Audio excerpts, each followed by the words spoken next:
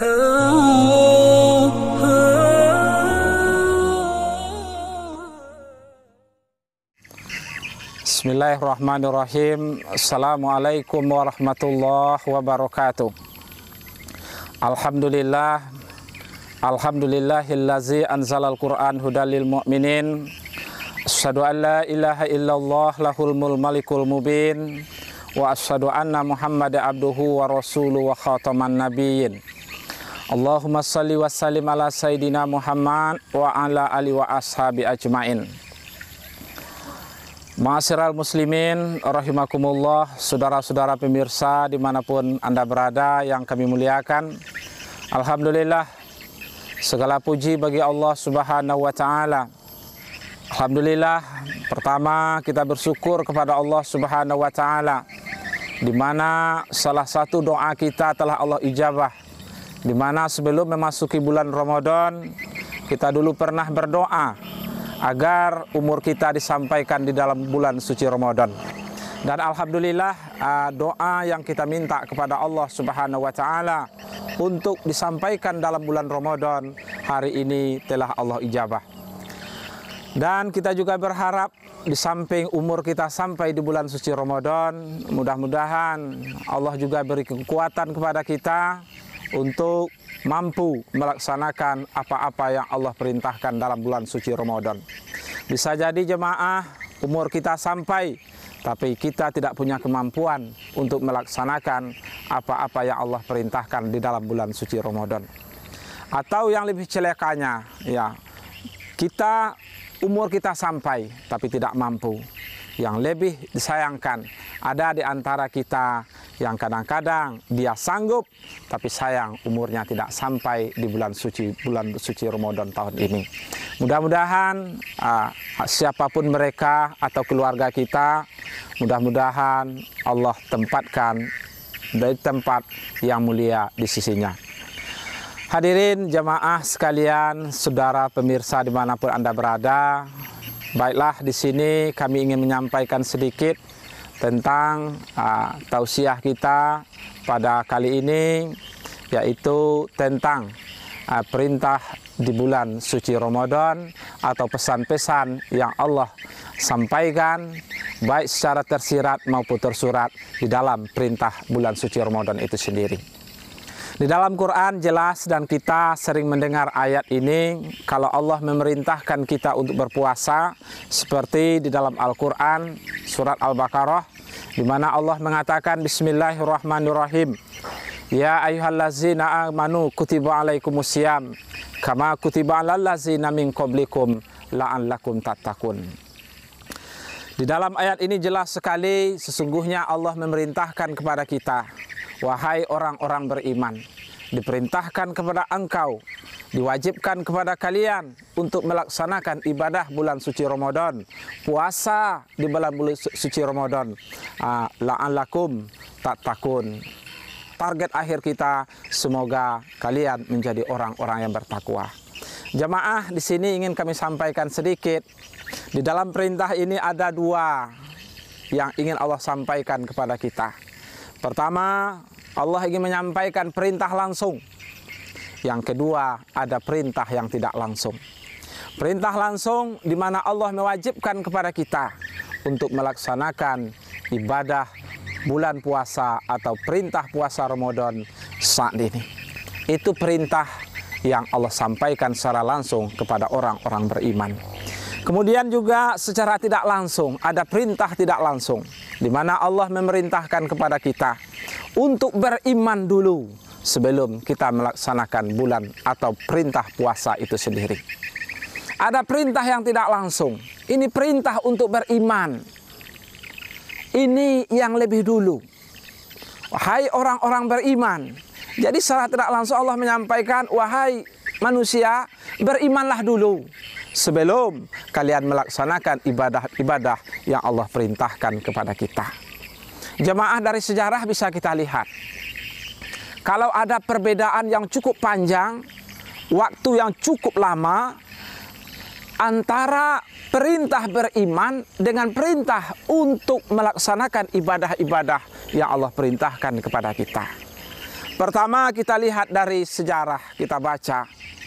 Ada perintah beriman, itu sudah Allah turunkan di tahun 611. Ada perintah sholat, itu diturunkan 12 tahun kemudian, atau tepatnya 623.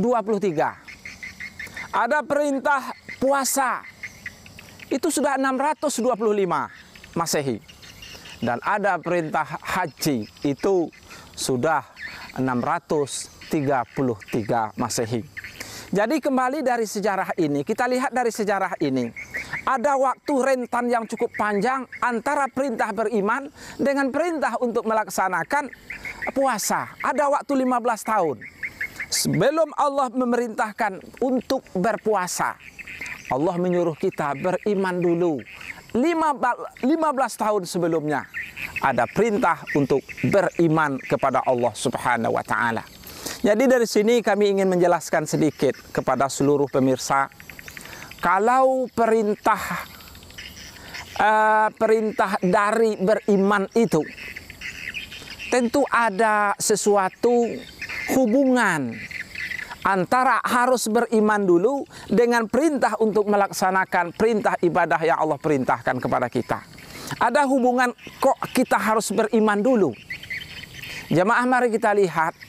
Ada beberapa keterangan dari para ulama kita. Kenapa kita disuruh beriman dulu, baru perintah-perintah lain yang Allah perintahkan kepada kita. Pertama, kata ulama, iman ini adalah mesin. Iman ini adalah penggerak kita untuk beribadah kepada Allah Subhanahu wa Ta'ala. Terlalu berat bagi kita untuk melaksanakan perintah Allah Subhanahu wa Ta'ala apabila tidak didasari oleh keimanan kepada Allah Subhanahu wa Ta'ala. Jemaah, di dalam hadis Rasulullah mengatakan, "Lau ahsanu zonna ahsanu amala." Kalau baik dadanya, baik zonnya, baik imannya, maka mudahlah dia beramal kepada Allah Subhanahu wa Ta'ala. Ini perintah beriman. Kalau seandainya kita belum beriman atau belum sempurna iman kita, maka perintah-perintah Allah ini akan terasa berat untuk kita laksanakan. Hadirin jemaah yang terhormat, pada seluruh pemirsa yang kami banggakan, jangankan kepada kita manusia biasa, manusia yang hidup jauh dari sunnah, manusia yang jauh kehidupannya dari jarak rentan waktunya dari Rasulullah Sallallahu Alaihi Wasallam, kepada sahabat saja yang hidup di bawah binaan beliau sendiri, beliau pernah mengatakan, "Jadidu imanakum min qaulin la ilaha illallah." Perbaiki imanmu. Perbarui imanmu. Sempurnakan imanmu. Itu Rasulullah katakan kepada sahabat, yang beliau sendiri juga mengatakan, "Khairun nas qarni." Sebaik-baik manusia itu adalah sahabatku. Mungkin jemaah kalau kita berhayal, seandainya Rasulullah hidup hari ini, apa yang akan dikatakan Rasulullah kepada kita melihat keadaan, situasi, kondisi umatnya atau keimanan kita hari ini. Kepada sahabat yang beliau sendiri mengakui manusia terbaik, beliau masih memerintahkan untuk memperbaiki iman itu sendiri. Jadi mudah-mudahan jemaah, mari risaulah kita terhadap keimanan kita. Ya, mungkin seperti risaunya kita terhadap masa depan kita di dunia ini. Saudara-saudara pemirsa yang saya hormati, kemudian juga ya, di samping Allah menyuruh kita beriman, karena iman adalah kekuatan kita, penggerak kita dalam beribadah. Yang kedua, iman itu jemaah sekalian adalah nikmat Allah yang paling tinggi.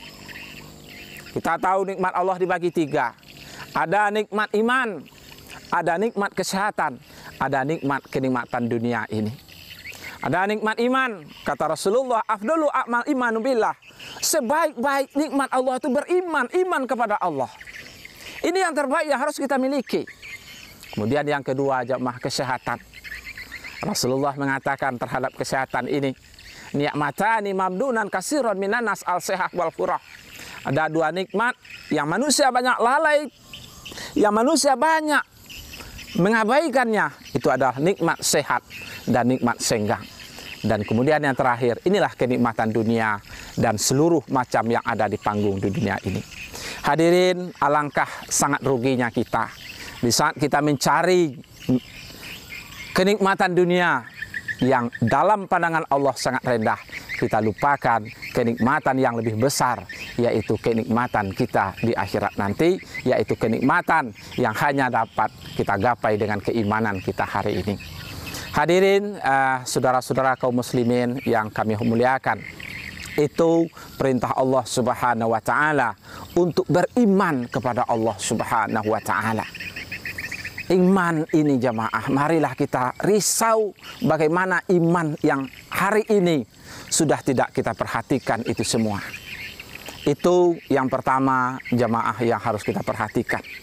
Kemudian di saat kita sudah merasakan nikmatnya iman, di saat kita telah beriman kepada Allah Subhanahu wa Ta'ala, maka langkah berikutnya bagaimana kita untuk membina keluarga kita, yang itu juga ada hubungannya, tanggung jawabnya, amanahnya kepada kita bersama.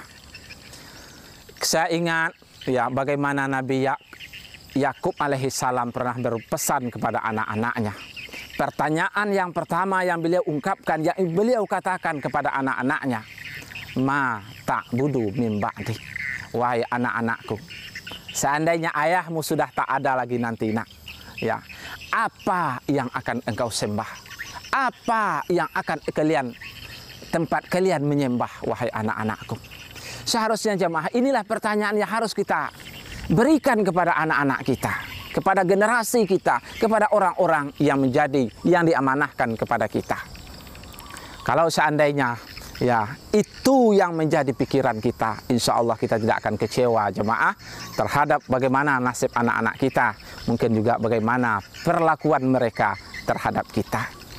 Kita pasti sepakat, kita sangat menginginkan, kita sangat mengimpikan anak-anak kita soleh, anak-anak kita solehah.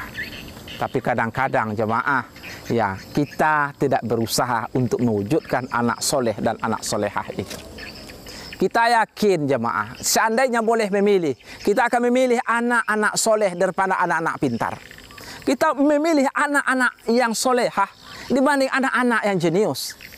Tapi kadang-kadang usaha kita lebih banyak kita arahkan bagaimana anak kita menjadi anak pintar daripada menjadikan anak kita anak-anak yang soleh atau anak-anak yang solehah tadi.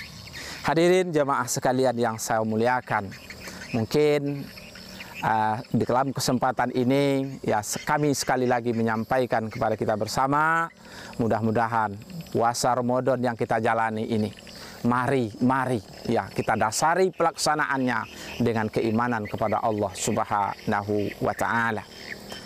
Hadirin jemaah yang terhormat, mungkin itulah sedikit tausiah singkat kami yang mudah-mudahan bisa mengetuk hati kita bagaimana cara kita untuk menggapai nikmat Allah yang tertinggi ini berupa keimanan. Insya Allah jemaah, bila nikmat yang tertinggi ini kita miliki, insya Allah mudah-mudahan kenikmatan kita dalam beribadah akan kita rasakan. Sekali lagi Allah menyampaikan kepada kita, seolah-olah hanya orang berimanlah yang sanggup untuk melaksanakan ibadah yang Allah perintahkan kepada kita. Mungkin di antara kita, banyak di antara kita yang iman kita jauh dari kata-kata sempurna. Maka ingat jemaah, marilah untuk ke depan kita berusaha untuk menyempurnakan keimanan ini agar kita lebih nikmat dalam menjalankan ibadah-ibadah yang Allah perintahkan kepada kita. Hadirin sekalian yang saya muliakan, mungkin itulah tausiah singkat kita. Mudah-mudahan bisa sedikit menjadi penggerak hati kita untuk lebih berpikir bagaimana cara mendapatkan nikmat Allah yang tertinggi ini berupa iman kepada Allah Subhanahu wa Ta'ala. Mudah-mudahan jemaah sekali lagi kita berdoa agar kita diselamatkan oleh Allah Subhanahu wa Ta'ala dari gelombang tipu muslihat dunia ini, tentu dengan modal iman kepadanya. Itu saja, terima kasih, mohon maaf. Mudah-mudahan Ya, ada kesempatan lain ya kita bisa berjumpa lagi dan lain waktu dan kesempatan yang sama. Itu saja. Terima kasih. Mohon maaf. Assalamualaikum warahmatullahi wabarakatuh. Ramadan.